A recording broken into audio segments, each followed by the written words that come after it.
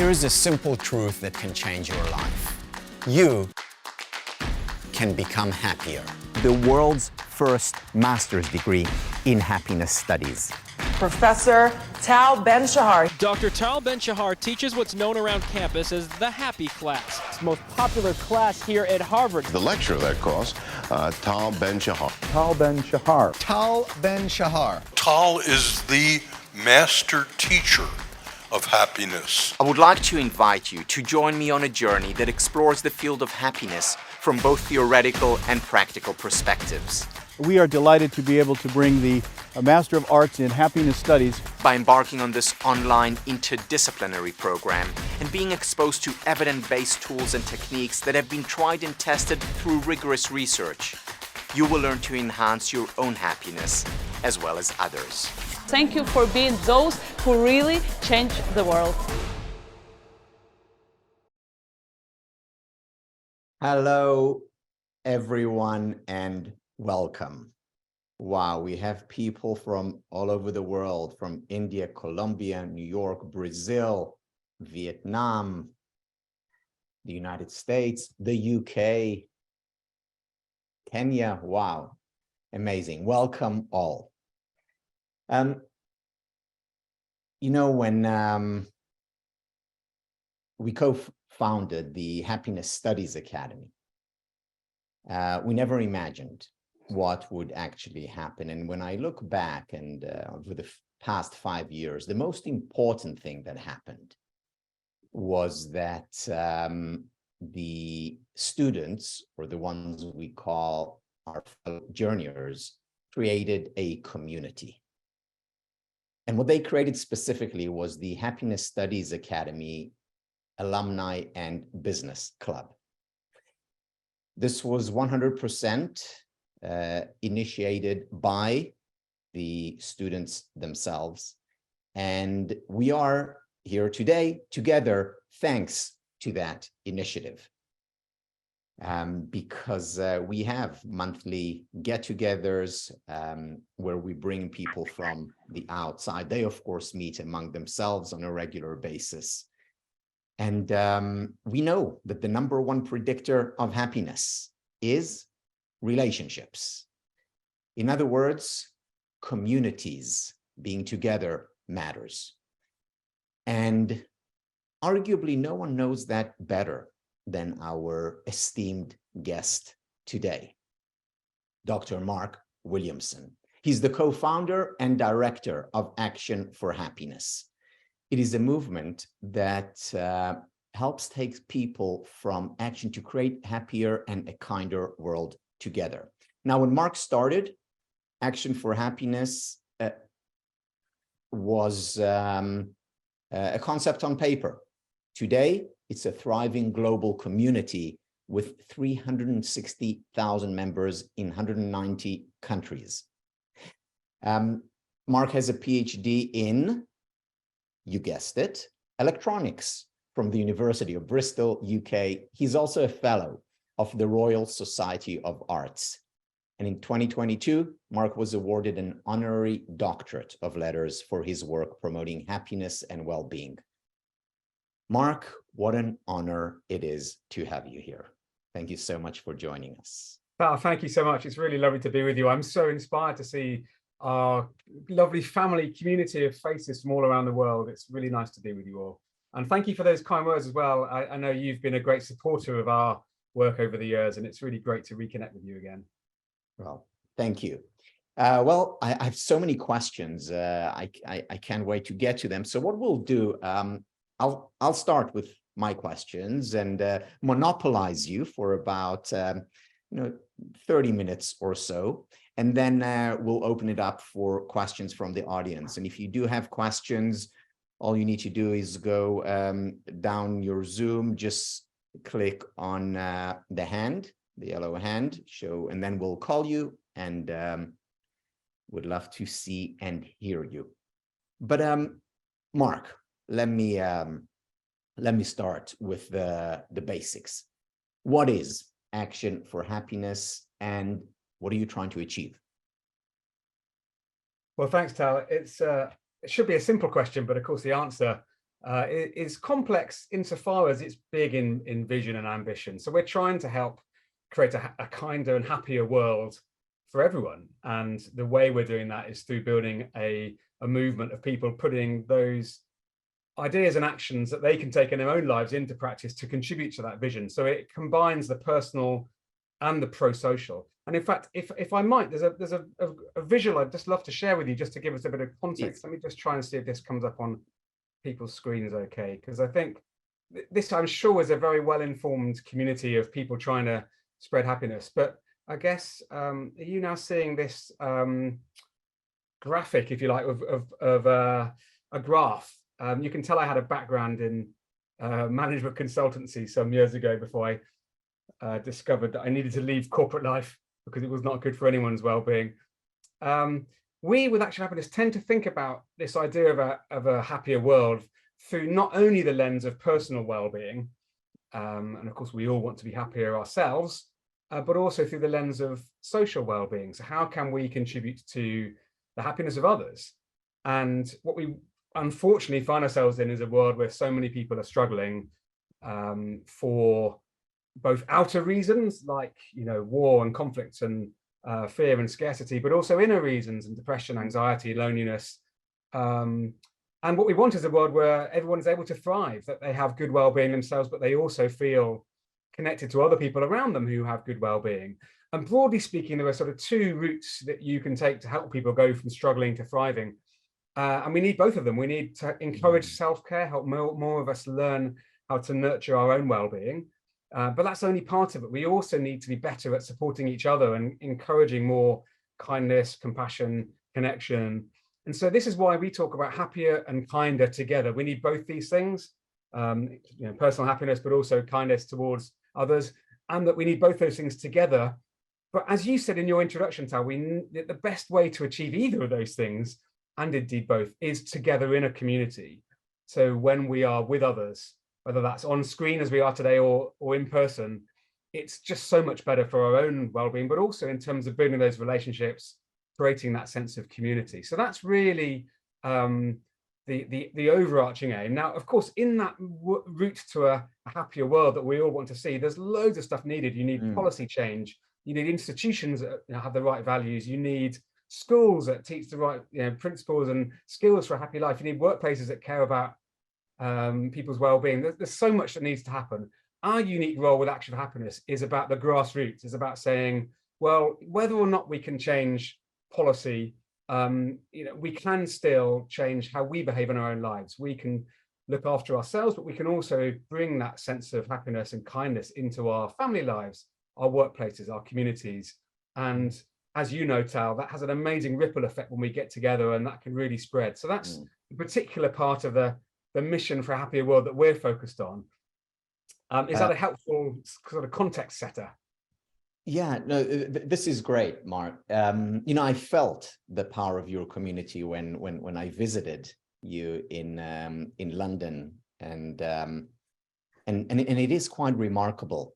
And I'm thinking as I'm listening to you, and as I've followed your work over the years in Action for Happiness, I think about the Happiness Studies Academy and our approach to education. So, as you know, we just launched the world's first master's degree in happiness studies just recently. And when we teach happiness studies as an academic field, we talk about two levels. We talk about micro happiness, which is the individual, and macro happiness, which is society. And again, it's very much in line with what you do. And what you have been able to do on the micro level is help people enjoy higher levels of happiness. And I'd like to hear more how you do that. But not only that, you've also been really focusing on the macro level of happiness. So I'd love to hear what insights you have learned about movement building, which is what you've been doing over the past decade.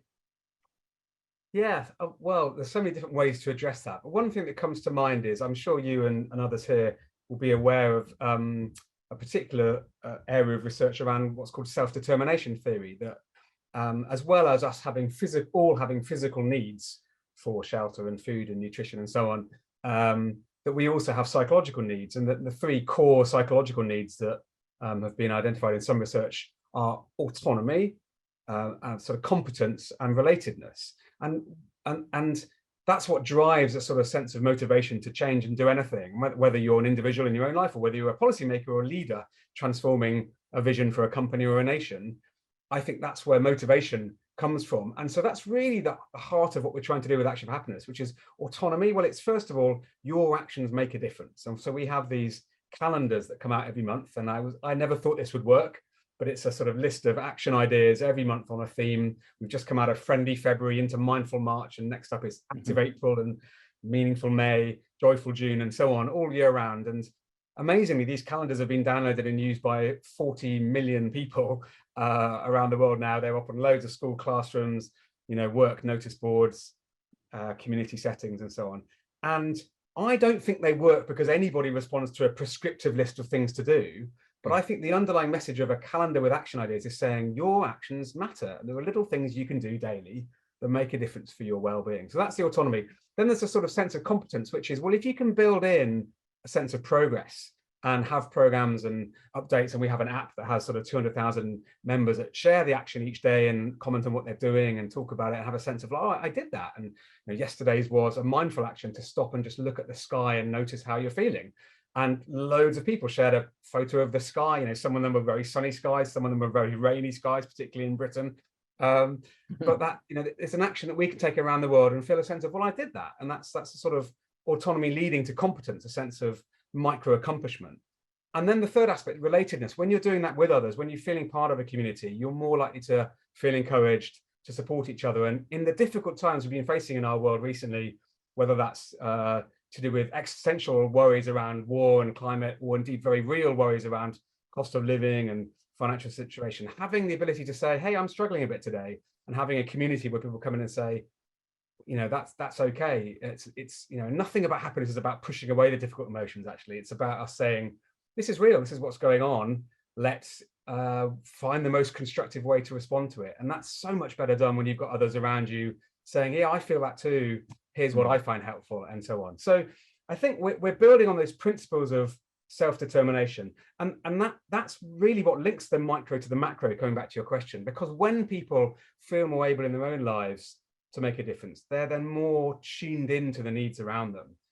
Probably the most common story in a nutshell that I come across in 10 years of doing this now is people saying, I was in a dark place myself, I found some things that really helped me, things like the 10 keys to happier living that we use, and many of the work that that you promoted for many years, Tal, and it's really changed my life. And now I want to help others. And so that journey from difficulty to progress in your own life to altruism, if you like, is a very common one and a really powerful one, because that altruistic intent then says, well, I want to change a culture in my school, I want to build a different team in my workplace, I'm going to vote differently, I'm going to go out and change something about a social issue I care about. So I don't see micro and macro as so independent as they might appear to be, because it's when we are in a better place ourselves that we're more able to care about and contribute to the world around us.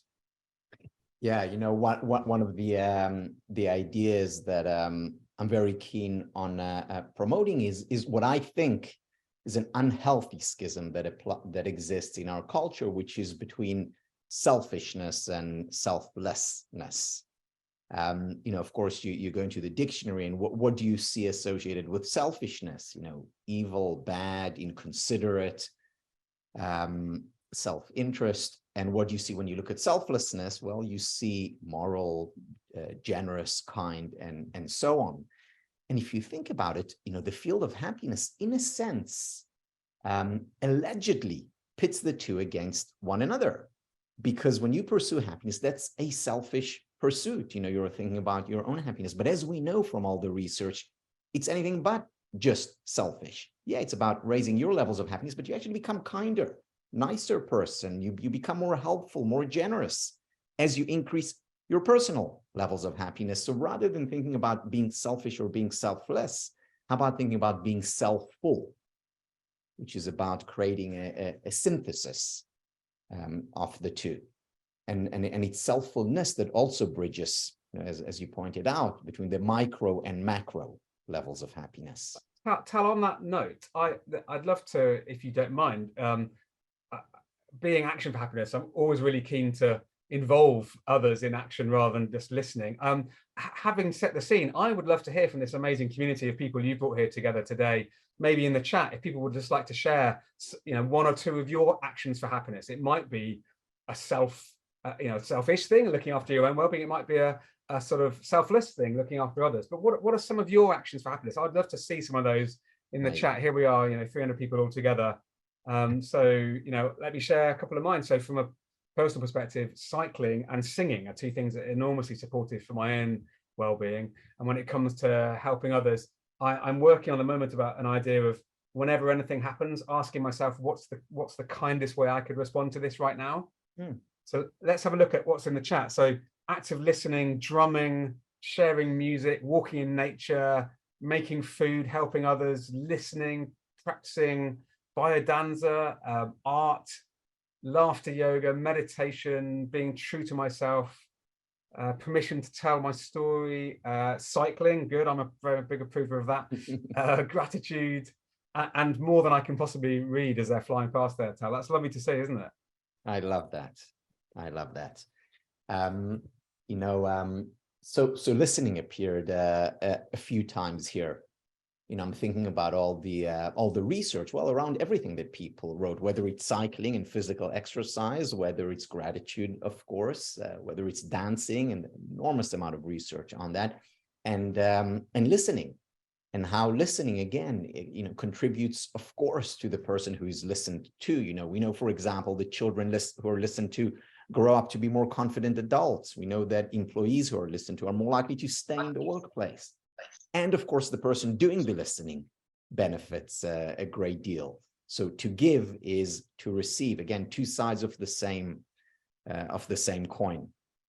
I always remember the first time I learned about active listening, Tal, and I must confess I'd read it in a book, and the book was encouraging me to practice this. And this was when I was living with my partner, but we'd not been together all that long.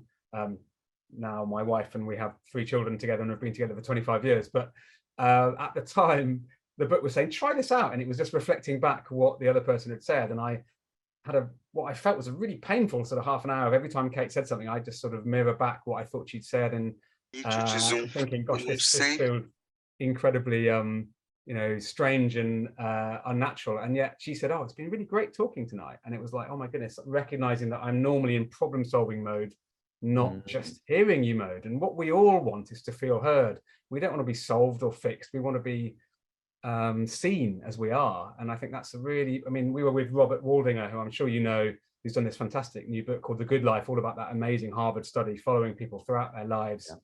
And showing that the single biggest contributor to our lifelong happiness, health, and well-being is the quality of our relationships. And that is something that I think modern society sort of undermines through the way we use technology, the way we prioritize individual consumption, the way we become a bit more atomized and isolated from each other.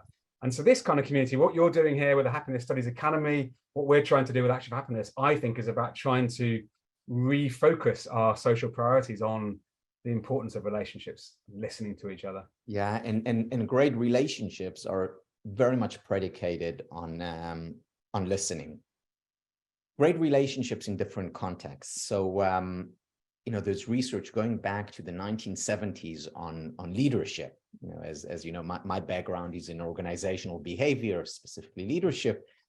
And what the research shows is that the number one predictor of great leadership is not how charismatic you are. It's not how eloquent you are. It's not how brilliant or strategic or what an amazing visionary you are. Of course, these are important characteristics. But the number one characteristic of extraordinary leadership is listening.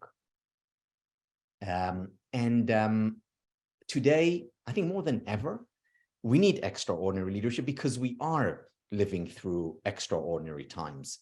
And Mark, I'd love to hear from you. What do you tell a person today? You're leading an organization which is focused on happiness. Really? Happiness today, with all the challenges that our world is going through, with the conflict, with everything from war to economic uncertainty to, of course, the virus that we're still not fully recovered from. I mean, we're a world in trauma. Happiness, help. Well, I feel like I want to kind of come at that from two angles. One is what I might call the sort of immediate term coping in the context of that, but then the other is the longer term values and that we're promoting in society. So in terms of the fact that, I mean, particularly the last few years have felt like a kind of polycrisis of a virus and war and economic disaster and uncertainty and increasing polarization, which I think is frightening for all of us that believe in the power of connectedness. There's a sense that many people are either feeling a sense of anxiety in general, heightened sort of ill-being, or genuinely suffering with things that we know are bad for our happiness. That is ill health and loss of loved ones and financial hardship. I mean, it's incredibly hard to live a happy and fulfilling life if you're dealing with that kind of stuff. But there are skills we can learn to be more resilient. You've done wonderful work on teaching resilience, Tao. And so I think happiness is relevant insofar as the most important thing we could be doing for our society is alleviating suffering. There's a continuum from really struggling through to really thriving. And actually, if we care about overall happiness of society, alleviating suffering is where we should be starting. So when people are dealing with real hardship, yes, of course, we need to sort out the infrastructure and the financial situation and the work and the health. But actually, all of those things are supported if those people also have a greater sense of, I guess, inner strength. That's resilience, that's ability to kind of look for the good even in a challenging situation, to find ways to respond constructively rather than lose all sense of hope. And so, yes, we need to change the outer world, but we can also cultivate inner strength that really, really helps. And actually comes naturally. I mean, you can look at some of the heroism and amazing acts of human kindness that come out of, for example, recent earthquakes, some of the solidarity that emerged in the pandemic. We are naturally compassionate, caring species, particularly in the face of disasters. And I think that's actually really inspiring to be reminded of that, much as none of us want to see that sort of suffering. So I think happiness is really relevant to dealing with unhappiness. And in fact, when you look at the World Happiness Report, which is being published next week, if you look at the countries at the bottom of that list, these are countries that are dealing with very real sources of suffering. They are war-torn countries, they have poor health, they have poor infrastructure. It's completely understandable that they're low in the happiness ratings. That doesn't mean happiness isn't relevant. That means happiness is incredibly relevant, because if we can boost happiness in those countries, we are putting right some of those structural challenges. And of course, the countries at the top of that list, often in Northern European countries like a Finland or a Denmark or Norway, these are very equal, very fair, very caring, very societies that have a strong social safety net for those who are at risk and at need. So happiness is totally relevant to all the stuff you mentioned.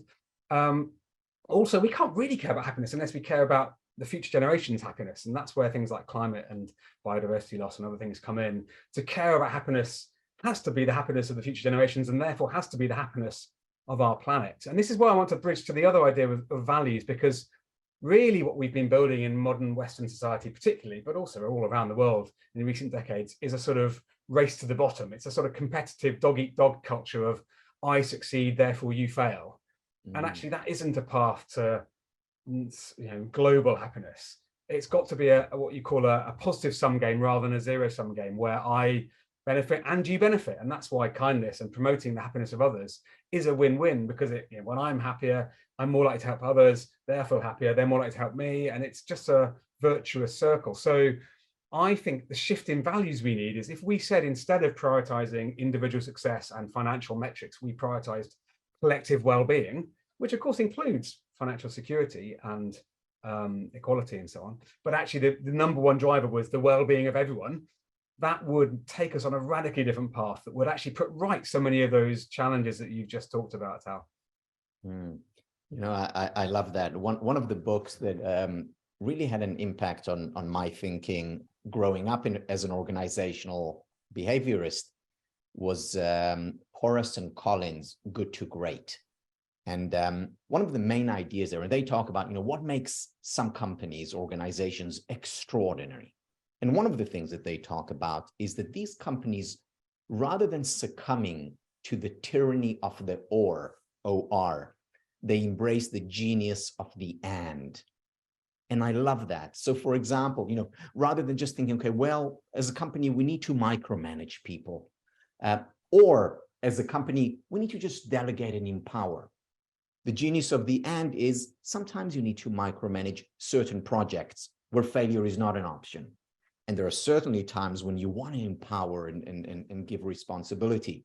We're thinking about, the field of psychology. Yeah, of course, you want to focus on what is working and positive psychology. At the same time, you also want to, do research and study and deal with depression, anxiety, and anger. The genius of the and, bring the two worlds together. We talked earlier about bringing micro and macro together, where you synthesize the two, helping yourself become happier, and through that, being more open and energetic and willing to help others. So all these seeming opposites need to be synthesized. It was F. Scott Fitzgerald who said about 100 years ago, the mark of a great mind is the ability to hold two seemingly contradictory ideas. And I think a great society, not just a great mind, will be one where all these seeming opposites are brought together. So on that note, you're reminding me of something that I love that Maria Siwa says, and I think she's been influenced strongly by your work as well, Tal, but she talks about the and in the context of emotional difficulty and trauma and loss and so on. And she says that we can hold these two seemingly different sort of opposing concepts in mind. And this is particularly true with the critique of happiness, that it's somehow pushing away sadness and anger and all of those natural challenging emotions that we all experience. And she sort of reminds us that we can say, I am upset right now, something has gone wrong, I feel like I've let someone down, I've lost a loved one, I'm in a difficult place, a dark place, and I'm reminded how much I really appreciate that relationship, and I'm recognizing there are things I can do about it. And I think that's it's not even a juxtaposition, actually, it's just it's just about the nuance and complexity of human life. We are in the middle of difficult times, dealing with difficult emotions, and we can choose to respond to them positively. We can be kinder to ourselves. We can be kinder to each other. We're not going to make it perfect. We're not going to be feeling great all the time. And that's fine. That's the reality of life. But that's actually the art of living a happy life. It's not about perfection. It's about the gritty and grounded response. I talk a lot about trying to be a realistic optimist, see life as it is, and then choose to focus on what you can do that's going to take you forward in a positive way. Yeah, I love that. And again, you talk about a realistic optimist. It's being a realist and being an optimist. They're not two opposites. And again, they are pitted against one another often, unfortunately. Look, Mark, I have 26 more questions to ask you, but I am mindful of the time and I do want to give the community an opportunity. So one final question. A large part of whether it's our certificate in happiness studies or our master's degree in happiness studies is dedicated to how do you bring about lasting change? Because, ideas are great, they're interesting, they're exciting, but what we're ultimately about is to affect change on the individual and, of course, societal level. So what have you learned over the past decade about bringing about lasting change, again, on the individual as well as societal level? It's a great question, and I certainly don't have the perfect answer, because it is something that keeps you awake at night all the time and has done for years, because this is hard. But I think the most important message is that if we want to build a happier world, we need to understand behavior change and what helps people build lasting habits in their lives. And habit formation, as all of us know, whether we've tried a New Year's resolution or tried to stop a bad habit, it's complicated, and it's even the best willpower in the world won't necessarily lead to lasting change. So what we've tried to do with Action for Happiness is build a series of, I guess, interventions or resources that help people go from, I've never heard of this, why on earth should I care about happiness, through to, okay, that's interesting, tell me more, through to, oh, I'll give that a go, that sounds interesting, through to, right, that was helpful, what's next, through to, this is amazing, it's changing my life, how do I keep it going, through to, actually, I now really want to help others learn the same thing. And that's a journey, and it can't be done overnight, but actually over a period of days and months and years, it is totally life-changing. I mean, I can say that this stuff has, hand on heart, had a unbelievably positive impact on my own personal life. I'd just like to share briefly with you, just to bring this to life visually, to answer your question. I'm just going to share, can people see that again? Oh, this is not quite the slide I meant to go on, but I guess one of the ways we try to build those habits is the fact that this is people powered. It's a genuine community, but it's also backed up by science. So it's not about pseudoscience. Are you still there, Tal? I seem to have. Yeah. It's just told me that Zoom has quit unexpectedly, so I'm hoping everyone can still see me. No. Are you still seeing my screen? We can hear you. Yes. Okay, good. I'm not quite sure what that error is. Obviously this is human powered, but evidence based, I think, is the really important thing. And so there was a series of interventions that we've got. Are you now seeing these calendars on screen? Yes. Yeah, great. So we had, this is a really light touch way of grabbing people's attention. 40 million people have seen a little nudge. It reminds them of something they can do on a monthly or daily basis. And then they might come along to an event and learn more. And you've done more than one of these events for us, Tal, and they've been fantastic. So on different themes, you might grab someone who's interested in understanding anxiety or sleep or nutrition or resilience or relationships and so on. And that brings them a little step further on their journey. And they happen every 2 weeks. And then people might want to go a bit deeper. So we have a free online program called 10 Days of Happiness. You can join it at 10daysofhappiness.org. And it goes through the 10 sort of core evidence-based skills that we know can make a real difference. And we've seen that this has a lasting impact on people's well-being. So they might come out of that thinking, oh gosh, there are things I can do, and I've actually tried them out and understand what they mean to me. And then we say, well, okay, would you like to do that every day? And so we have this app community where there's an action that comes out every day, and you're sharing actions with people all around the world. There's now, I think, 250,000 users on the app. So please do, if you're into that sort of thing, have a look for the Action of Happiness app. But then to go deeper, to get to that next level, we want to bring people together face-to-face. We were running a course pre-COVID that was meeting mainly face-to-face. Our new Happiness Habits 6-week course is now running either online or in person. And we're looking for volunteers to help bring the next round of courses to life. So if you'd like to find out more, do look at the volunteering section of our site. But we had a proper randomized control trial done of the earlier version of this course, done as a controlled study by academic institutions, published in a peer-reviewed journal. And it showed that well-being goes up, indicators of anxiety and depression go down, and levels of compassion and caring for others go up, and that these effects last. And that's really quite remarkable for a social movement to have that kind of level of academic validation. And then, well, how do you keep it going? Well, we have now local groups meeting in locations all around the world where each month they meet to discuss that month's theme, and they're keeping these relationships going. And so that's another way of sort of taking it a level deeper. And then sort of linking back to your final part of the question, or how this all joins together. So we're effectively trying to be people on a journey, grabbing their attention with something like a calendar, bringing them through a process of going a little bit deeper and deeper, and eventually being part of an ongoing community. Now, some people fall out along the way. It's not for them, or they, something else has happened in their life, but we're getting better and better at helping people go deeper into that journey. And at the end of that journey, we're now looking at building local hubs. So there were a couple of locations, for example, Northamptonshire in the UK, where there's a group of local volunteers that have run groups and are running groups and courses locally. They're linked into local GP surgeries, health centres, schools, university, cafes, the local authority and council, public health groups, faith groups. And so they're starting to spread these ideas across the community in a more integrated way. And so,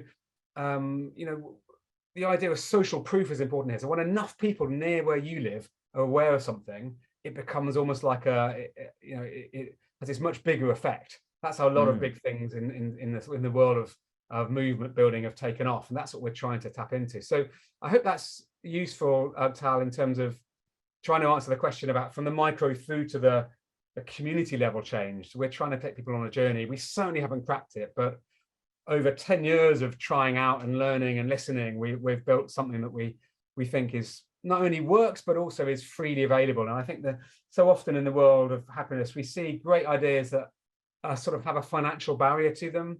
And I think what's really important to us is that this is accessible to everyone, regardless of their financial situation. Wow. Mark, this is amazing. Really inspiring. Now, just so you know, your camera is not on, so I don't know if it's because it's not on or because your Zoom has... Am I back now? No. So what I suggest... That's probably what it was saying was crashed then when I tried to launch my slides. Shall I rejoin? Yes, please. So why don't you rejoin? I'll hold the fort in the meantime. Oh, I can see you now. Oh, okay. Yeah. I was about to hit leave meeting. Am I back now? You are back now. Yes. Great. Wonderful. So, sometimes, a little bit of a threat can go a long way. And I think Zoom was afraid of you leaving. That was a resilience test for me as well. So I'm grateful for that. Well. Okay, so we have a few hands up, and I'm going to call on Tammy Muller. Can you please unmute? Hi. Me? Thank you. Hi, how are you? Hi, Mark. Nice to meet you. I'm Tammy, and I'm a graduate of the Happiness Studies Academy, of course. And I'm in Israel right now, actually. And I'm talking about happiness in many places. And I have to say that it's been extremely difficult because Israel right now is also on fire. And I don't want to sound like toxic positivity going and talking about happiness when things like that happen. And Israel is in a very serious problem right now. So my question to you is, what would be this one thing that you would say to be connected to what's happening on the one hand, because the country is completely separated right now. So my question is, what would be this one tip that you would give me when you go around in a situation like that? What would you say? And do you have something in Israel? Please open. Thank you, Tammy. It's a great question. So I'd like to address that in two ways, really. One is a sort of how can we be in the world in those difficult situations, but another is about a personal practice, because I think they're quite related. And I might actually take a moment, Tal, if I could share a practice that we've been cultivating in the Action for Happiness sort of core community that I found enormously helpful in difficult situations. But to the question, I think all we can ever do is be real and authentic in the way that we are in the situation. So the starting point for an authentic connection is to recognize how things are, to recognize that this is a scary time, to recognize that this is something that we don't understand or that is causing us to feel anxious. And it's actually by naming what's real and what's going on that it's this sort of foundation for deciding where to move with that. So I think that's sort of mindfulness, but it's kind of just naming actually the challenges that we face and being really open about it. And actually, I find often vocalizing a sense of vulnerability is enormously powerful, saying, look, I'm finding it really hard to know how to respond to this right now. I'm sensing that you're feeling worried too. What can we do to respond to this? And I think that somehow taking off the idea that we need to have all the answers is really empowering. And so that's one thing. And then I'd come back to Tal's point about listening. And one thing I've been trying to do in recent years, especially as this rise of polarization has come up. And I know, of course, discussions around Israel are very much polarized around very divisive opinions on different topics. I have found myself trying to read and absorb opinions from a range of sources and consciously read things that I disagree with, not because I want to have an argument with it, but because I want to say, well, I want to understand what's going on for the humans behind that perspective, which I find really quite strange. I mean, there's a big debate in the UK at the moment about how to deal with refugees and the refugee crisis, and some what appear to be incredibly uncompassionate responses to people in awful human situations. So what's going through my mind is, well, what's going on for the humans that are against that seem to be responding so callously? Why are they feeling threatened? Why are they responding in such a what appears to be unkind way? And I'm not saying that is tolerating what I might consider to be unacceptable behavior, but it's giving me that empathy, that ability to see another's perspective. So I'd say accepting how things are, trying to use listening and empathy. And then I think, having a genuine personal practice so you can keep your own energy going. And so I have various things I do to nourish and replenish me during the day, from a morning meditation to an evening sort of gratitude practice. And those things aren't a sort of soft, fluffy, nice to have. They are the thing that keeps me going when I'm in a difficult situation. So maybe either now or maybe a bit later, Tal, we could look at, perhaps what one of those practices might look like, and we could perhaps do that together. But I'm conscious of all these lovely hands up for questions first. So. Okay, so let's take a couple of more questions and then we'll do a practice. So Natalia. Thank you, Tal. Thank you for this meeting. My question is related to what you were talking about, selfishness and selflessness, and change of people's behavior or probably people's attitude to what they are doing. I found like talking to people or writing just comments or posts, I found that people's reaction to the word obligation is like very negative. When you are talking about obligations, people react, I have no obligations. I have no obligations. But I think that any right cannot go without obligations. You can't be totally free in this world because others have freedom as well. There are different kinds of freedoms, right? And they are all limited. The same with obligations, like if you have rights, you shall have obligations. What do you think about it? Maybe we shall kind of put obligations back into the scene and like talk about it in the more positive way. And also, I really love this question. This is a really difficult question, but I really, really appreciate it. Thank you, Natalia. Thank you. What it makes me think of is something that I haven't mentioned, but is at the heart of Action for Happiness, and it's what we call our pledge. And this is really back to the idea of this being a way of being that is led by a set of values, not just a desire to be happier. And so our pledge says, I pledge to create more happiness and less unhappiness in the world. And of course, all of us would like a bit of that for ourselves, but the only way we can be part of that world is by behaving in a way that also creates happiness for others. There is sort of exactly as you were saying, there's no way that we can expect to be flourishing and thriving if we're not also contributing to helping make those conditions for others. And I think particularly keeping that idea that although Bentham and some of the great sort of philosophers talked about the greatest happiness of the greatest number, we do need to think about how that happiness is distributed. And to my mind, if you really care about a happier world, we need to be looking at where are the people whose happiness is most under threat, who are struggling most, and how can we do most to help them. And in doing so, actually, it gives us a boost and it creates a society where there is more compassion and altruism. So I think one of the best ways we can demonstrate that isn't by telling people you have an obligation, is to model how to behave as good citizens. Because when we're kind and when we're compassionate and when we're socially responsible, we inspire others to do that. So I believe that you can create that sense of sort of shared mutual obligation, not through diktat or you know, prescription so much as through inspiration and through social proof and wanting to be part of a community where people behave that way. Yeah, thank you. And do I understand it correctly that you are based on this island where I am as well, in England? And is it possible to join your movement? And how is it possible to join your movement? It's absolutely possible to join Action for Happiness wherever you are in the world. Just go to actionforhappiness.org and hit the join us and you'll be part of this big global community. But yes, I am currently in England and delighted to know that you are too. So yes, we have lots and lots of members in the UK, but as Tal said, in many other countries too. Thanks for your question. Thank you, Natalia, and thank you, Mark. S. Nand, if you can unmute yourself, please. I have a very simple question. You people have been following for the last 2 decades when Ben-Shahar started with Harvard first batch. And I would have been interacting on happiness for 2 decades, basically to learn. And I found one thing which I want to be tested here today, that I don't know, it happened that I started wishing happily.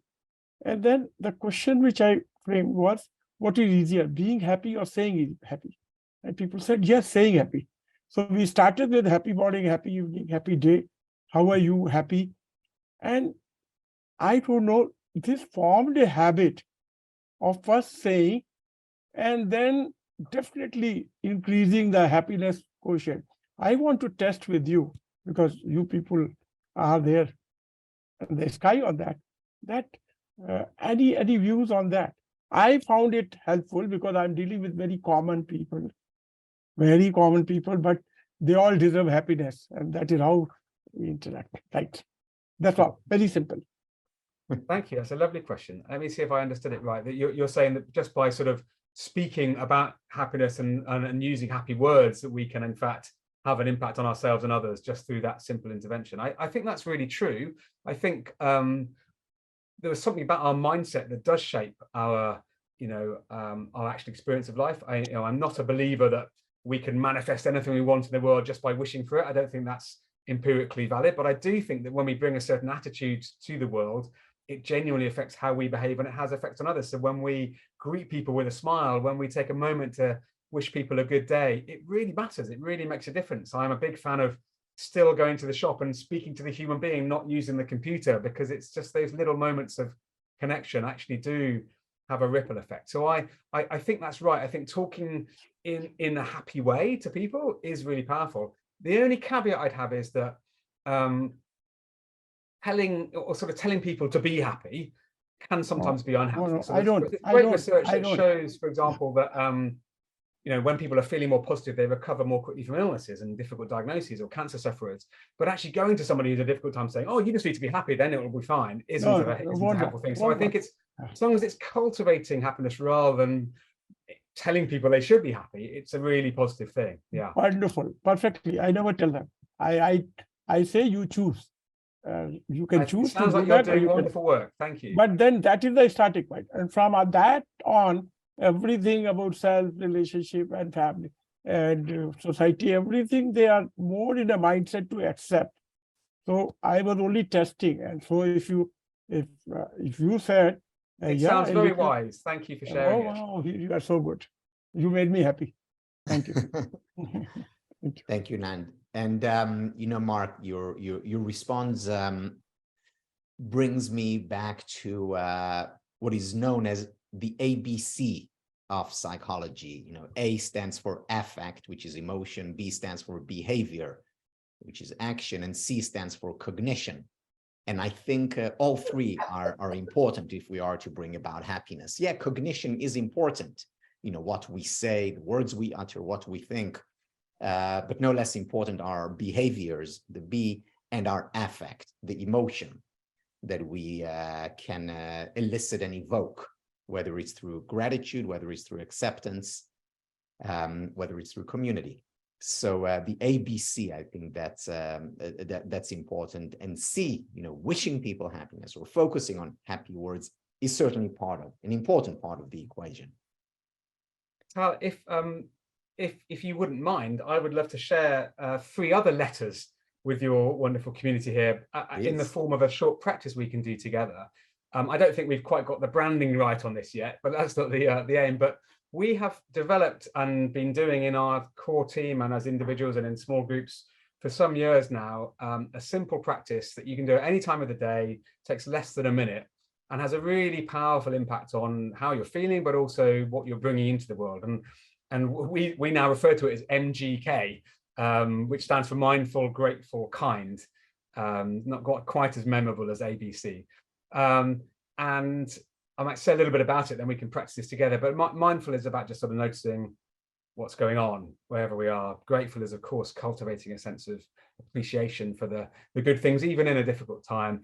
And the kind is about a genuine practice of well-wishing that we can do silently in our heads, but of course does affect how we then go out into the world. So if you would be willing, I could guide us through a very quick practice of mindful, grateful, kind together, if that sounds of interest. Absolutely. Take us away. Okay, so this is completely unscripted, but I'm just going to sort of go through what I might do in my head, and I do this multiple times a day now. So just take a moment to pause wherever you are right now, whatever's going on, wherever you are in the world, and it's lovely being such a global family, and just slow down your breathing slightly and just take a moment to notice what's going on for you right now. Notice how you're feeling.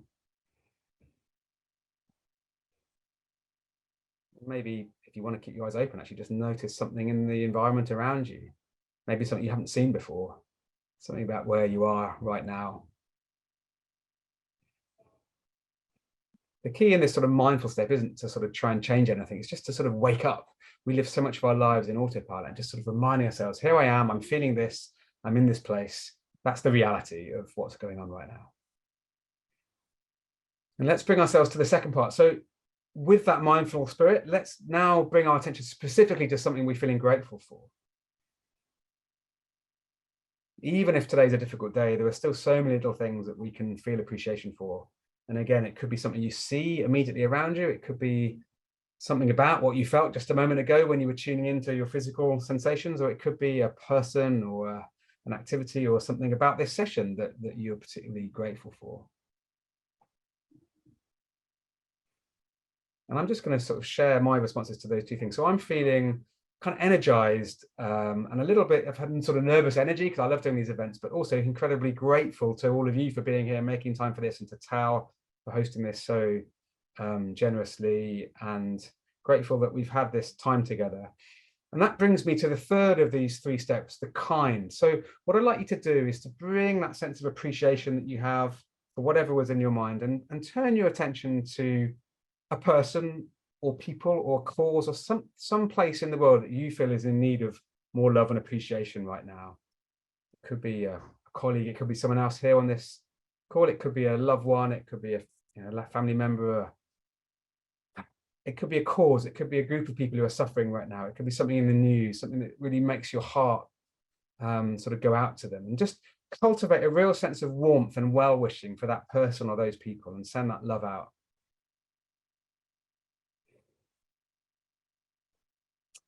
Now, I'm not suggesting that that love is manifesting through some mystical airwaves to reach those people, but I am suggesting that it has a really profound impact on how you will now be in the world, having created that sense of well-wishing. So now let's bring ourselves back into this time together. And in doing that little exercise, pausing, noticing how I'm feeling, what am I grateful for, and who am I bringing kindness to, I'm doing that 2 or 3 times a day, and it's incredibly good at regrounding me. It's incredibly good at helping me cope in difficult situations. It also helps remind me of the sort of person I want to be in the world. And I've often found that when I cultivate that gratitude, it brings up a really profound sort of link to the kindness. So for example, I had one the other day where my gratitude was a sort of quite lighthearted, oh, I'm so glad my daughter's got home from school in time and she's had a good day.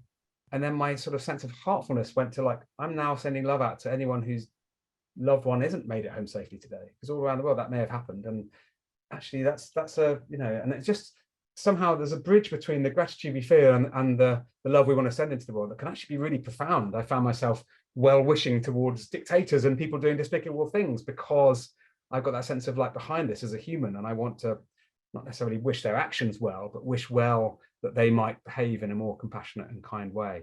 So that practice of mindful, grateful, kind is something that I would encourage you to try. And next Monday is the International Day of Happiness, and we have a campaign site at dayofhappiness.net, which is one of the most visited sites on that day. And we're trying to encourage everyone all around the world to be mindful, to be grateful, and to be kind as part of our support for that great day on Monday. So do get involved with that if you would like to help spread the word. Sorry, Tal, that took a bit longer than I planned, but I hope that I absolutely love that. Thank you, Mark. One thing that I don't think you know about me, but my students certainly know about me, is that I love acronyms. Taking a few letters, making a word out of it, and so we have the dominant model in our again, the certificate and the master's is the SPIRE model. I love spiritual, that. Yeah. physical, intellectual, relational, and emotional. When we talk about lasting change, which we discussed, we talk about the 3 R's of change: reminders, repetition, rituals. Then there is the ABCs of psychologies and so on. So I thought of an acronym for you. Okay, good. Mark. So, you're from England. I think probably the sentence that I've heard the most times when I lived in England was mind the gap. Just before getting on the tube, the underground. So inspired by that, here is gap. The G stands for generosity, so that would be your kindness. The A stands for appreciation, that would be gratitude. And the P stands for presence, that would be mindful. Anyway, take it or leave it, but mind the gap or bridge. You're an acronym genius, Tal. I think I speak on behalf of the whole community here with how impressed I am with your ability to not only be present but also to cultivate new models live in real time on an event. Thank you. Thank you, Mark. Thank you. So, Emmanuel. Sorry. Hi, everybody. So I will use the MGK, I think, to ask my question. So first, the mindful, just to locate me, I'm Belgium. I have teens, and we have moved to the US 1 year ago. I have 3 teens, and I'm grateful to be here today to this meeting. So thank you so much. And Kain, I wish that Action for Happiness could resonate to my kids, because they are struggling today, because they are teens in the US, study, college. They are really overwhelmed by everything, by ACT, AP. And today my son was so devastated. So I would like to have tips, because when I say, oh, you should think about something you like, breathe, but it doesn't work, it doesn't work. So it is really difficult to transfer all these tips to teens, I think.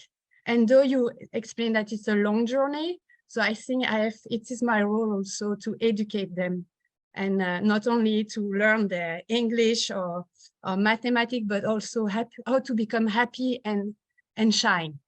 I love that question, and I have 3 teenagers myself, so I really feel for what you're going through. One thing I've learned as a parent is trying to teach or tell our children what to do is one of the least effective ways of actually getting them to do that. I think they're more likely to, in the longer run at least, model how we are rather than what we tell them to do. So I constantly find myself saying, hey, let's be kind here, guys, in the context of our home life. And they laugh at me and they make fun of me, and they, like anyone, we can all be unkind at times. But I think in the long run, that will be I think it's like how we speak to our children becomes their inner voice, is a phrase that has both inspired me and slightly haunted me as a parent as well.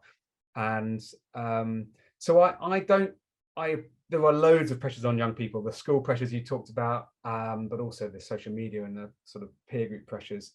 2 things I would suggest. One is, if we need to value our young people for them as individuals, regardless of their success and achievement, so much of the system is designed to value them through the grades they get and how they look and all that external stuff. Our main role as parents is to value them regardless of any of that. Doesn't matter what they look like, doesn't matter how good they are at sport, doesn't matter how great their art is, doesn't matter how well they're doing their exams. They are valuable in and of themselves, of their own right. That's the biggest gift we can give to our young people. And then secondly, the question, in the same way we can ask ourselves questions like, what am I grateful for today? We can bring those questions to the people, our loved ones. So instead of saying to my children, how was your day? Which kind of gets, I ask my kids, what was good today? And their answers are subtly but importantly different. They'll say, oh, well, yeah, I didn't like maths, but we had a great fun at break time, and we played this cool game, and it was like, oh, okay. And you're helping them, and actually then taking a bit of joy at the thing they find joy. I mean, my daughter's listening to some absolutely obscure music on Spotify at the moment, but because I see the joy in her eyes, I'm like, oh, great, tell me about it. Why is that important to you? And I think we're going to get more ability to support our children and the people we love in the things that matter, like their work prospects and their education, if we also are really present for their hobbies and their joys and the fun stuff as well. So I'm certainly haven't got all the answers, but I think how we behave and the kind of presence we bring is more important than anything we say. Yeah, it's difficult sometimes, because you are balanced between, should I force him to go to school, for example, if they don't want to go to school, or accept that he's not feeling well, and you struggle as a parent. That is hard. Yeah. I'm on the school generally that trying to keep people into the hard things, but supporting them in learning through the difficulty is generally the better model. Now, obviously there are exceptions, but getting people to go to face the things that they find challenging and to stop trying to protect our children from all the risks and dangers and difficulties, I think is actually doing them more of a favor in the long run, because you build that resilience, you build that self-efficacy and so on. Yeah. And just as thank you, Emmanuel. And just as you develop physical resilience through resistance, say in the gym, you also develop psychological resilience through resistance. Thank you. Yeah. Mark, is it okay if we go for another 10 minutes? Of course. Or so? I'm really enjoying this. I'm grateful to give you so much time for it. Very much. Alison. Hi, Tal. Hi, Mark. Hi. I noticed that a lot of the programs and interventions and resources you provide is free, which I really like because that makes it inclusive for everyone. I'm in the process of registering as a nonprofit in Canada, and I'm hoping to register in Scotland in the future. I'm focused on inclusive spaces and creative expression programs to bring people and communities together through common interests. So today I'm actually hosting my first workshop. It's a children's program through an art gallery in the community that I'm currently living. So I was curious as to how you're funding your organization. Is it mainly through donations or is it grants and other? Yeah, I'm just curious about that. Yeah, thanks, Alison. Well, first of all, congratulations on what you're doing. It sounds like a lovely example of contributing to a happier and kinder world using your skills and talents. So that's great to hear. So Action for Happiness is funded through a mixture of sources. I mean, like any nonprofit, it's hard work keeping the thing financially on the road. But we have some grants from trusts and foundations. We have some philanthropic individuals that really care about this mission that support us at the large level. We do occasionally do work with organizations and raise some income from training, but actually a decent chunk of what we raise comes from small but large numbers of small donations from participants. So although, as you say, everything that we make available, for example, the online events that are every 2 weeks and the courses people can go on, they're all freely available, but we do ask for a donation of your choice. So people are given a nudge to donate if they can, but if they can't, that's fine too. And I think it's quite a revolutionary model, that, because we're used to the sort of capitalist, like it costs this much, and we're used to the sort of it's free, and we the first of those puts a barrier up to those on lower incomes, and the second of those makes you undervalue things because it's like free, or it doesn't really matter. So we say, look, this thing has got value, it's worth this amount, but we're also going to say you can choose what you give, and if you can't give anything, that's fine. So all are welcome. So what we found is that's both setting a really nice idea of contribute, and actually if you can contribute more, you're helping others. That's building this idea of a happier world, but also at no point should you be unable to come because of your financial situation. So it's, as you say, it's inclusive. Now, I don't think we've cracked this completely, but we have managed to generate average donations that are reasonably good from events that people can still come to for nothing, regardless of any questions asked. Nobody else knows whether you donated or not. It's entirely up to you, your own conscious, your own financial situation. So that's our way of doing it. And I think it's quite an unusual approach, but I think one that mirrors our mission. Does that make sense? Yeah, and the model I was looking at was like doing something with sliding scale pricing. So making sure that everyone can come, even if they can't afford it, and hoping that people can afford it will provide some donations. Thank you. That was helpful. Thank you. I just saw, Tal, in the chat, someone saying, how can I contribute in the chat? I'm not sure if they meant to contribute financially or contribute in terms of joining a community. But again, if anyone wants to go to actionforhappiness.org and join the community, or contact us or make a donation or anything that would support this, all gratefully received. But most importantly, the fact you're here means you're already connected to a fantastic happiness community. So that's a great start. Thank you. We have time for a couple of more questions. So Esther, if you can unmute yourself, please. Hello everyone. First of all, my English is not very good, so I will go slowly. Thank you so much for your introduction. My question is about the climate change and all the things around sustainability. 2 or 3 months ago, I experienced a burnout. So this has been a very difficult time for me, but it's also a gift for me because this opened my mind and helped me to think, to see life differently. And at this time, I feel like I have a kind of eco-anxiety because I try to find a purpose of my life based on Spire model. And when I look at the sense, I see myself as a person in a society, in a civilization, and I feel myself as someone who who has a responsibility in the world. And so based off that, I'm facing all the problems that we have. And I feel like even if I apply gratitude, even if I'm a mindfulness, actor, I don't know how I can leverage all the tips that you give as unactionable things, to pursue a purpose, to be more, to have a kind of defense on the idea that I have. So I don't know if my question is very clear, but I don't want to just sit on my chair and say, okay, I want to be the change I want to see in the world. So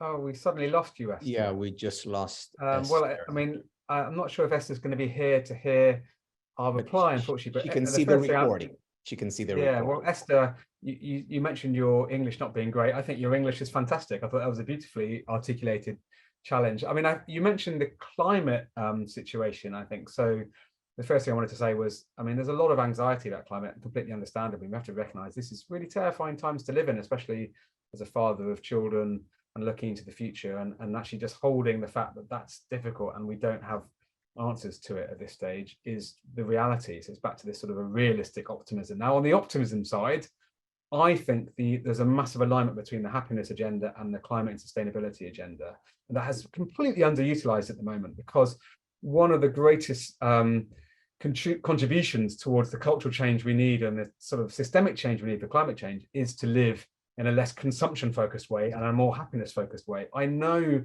from my own experience that as I have embraced happiness more, I have become less of a polluter, less of a consumer, less materialistic. I cycle everywhere. That most of the little actions that contribute to our happiness, relational things, being out in nature, simple life, that stuff doesn't require the big house, the big car, the big energy consumption. So I think there's a genuine link between sustainable living and sustainable happiness. But to the point about being the change and to bring this idea of how to have a mission and purpose in life, well, first of all, I think the fact that Esther was articulating the desire to have a real purpose and mission is the first step. To want to put this into practice is an enormously powerful decision you've made. And I believe that each of us have once we found that inner calling, I certainly found it myself, we will then find ways to put it into practice. We've just got to keep going, keep listening, keep looking for opportunities. And for me, when the opportunity to run Action for Happiness came up, I just knew it was the right thing for me to do, because I had felt a calling to want to do something in this area. So I believe in you, Esther, and that you will find a way to take your passion for this topic and to help contribute to a happier world where you are. I think that's very admirable and will happen. Thank you. And unfortunately, final question, Scott, can you unmute yourself, please? Hello, it's very informative, this meeting you have, very entertaining. I just wonder if you have met Orly Washba. She's also to do with happiness, the kindness boomerang. I don't recognize the name, but I think the kindness boomerang, I think, is the idea that sort of almost like what goes around comes around, that when we do good things, that it comes to benefit us. Is that right? Yes, it does. You do something good for one person, they pass it on to another person, and eventually it comes back to you. Well, I think it's a really fascinating question, because it raises the question of, should we be kind because it helps others, or should we be kind because it comes back to us? And I think that the subtlety here is that when we are kind, it can very often give us a boost too. But if that's our primary motivator for doing it, we almost undermine the benefit a little bit. I think the best form of kindness is the one that's genuinely altruistically motivated, because it helps the other. And then that tends to have the biggest upside for us. But it's because we care about the other more than we're trying to do it for our own gratification. So I think the boomerang effect, or whatever we called it, is a lovely, beautiful side effect of human nature and the reality of our human condition. But actually, the motivation that we have in wanting to create a happy world and make happiness for others is a heartfelt desire for others to experience a good life. And what's so empowering and encouraging for all these things is that is a genuine win-win. I help others, they benefit, I benefit, and ripple. And that is the answer, in a way, to a fairer, kinder, more sustainable way of being. We just have to help more people wake up to it. I like it when a whole bunch of people get together in one area and just to sing. Just the idea of singing together. Well, I love that as well. I'm a member of a community choir locally, and I think singing is incredibly powerful for well-being. So thank you for reminding us of that. Thank you very much. Thank you. Thank you, Scott. And you know, the wonderful thing about happiness is that it exists in a system, which means that we are interconnected. Helping others is helping ourselves. And it's also an internal system. So the ABCs of psychology, affect, behavior, cognition, they're a system and they affect each other. And if I behave in a kind way, I will also think in a kinder way. So acting outwards also affect me inwards, the interconnectedness of affect, behavior, and cognition. Which Action for Happiness exemplifies spectacularly. Mark, unfortunately, because I think there are more than 26 questions in this community to go, but fortunately we can continue engaging with Action for Happiness. But one last thing as we close. If you had to choose your most important insight on happier living, what would that be? Gosh, I should maybe have prepared an answer to this, shouldn't I?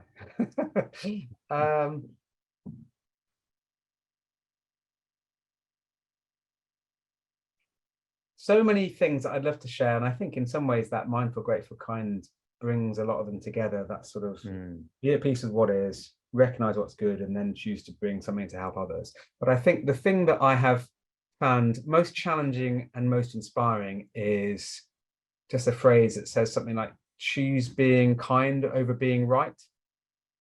I think so much of our society, and I come from a sort of intellectual background of wanting the right answer, and I do believe in truth and science and evidence, but I think in embracing a rational view of the world, we tend to get into arguments and see the fear of the other, and create all this toxicity. And actually, when we just choose the kindest response to any situation. So I met Thupten Jinpa, who is the Dalai Lama's right-hand person, who's been his translator for many years. And he said of all the things that he'd learned working with His Holiness for many years, the most important thing he tries to ask himself, and I've been trying to do this ever since, is in any situation, what's the most compassionate way I can respond to this right now?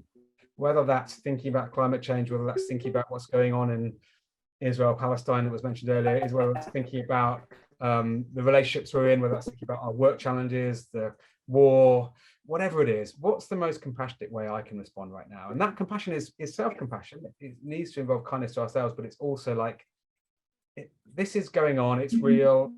How can we respond compassionately? That's the one idea I'd love us to all take away, because that is the path to a happier and kinder world, Tal. Choose kind over right. I love that. Well, Mark, I must say that, yeah, we are going through a very, very difficult time as a society, many of us as individuals. But I'm much more optimistic now that I know that you and your colleagues have made Action for Happiness a reality. So thank you for bringing optimism and realism to coexist. And thank you all for being here. Thank you for joining our community. Thank you for spreading happiness. And as always, remember to take care of yourself and others. Bye-bye.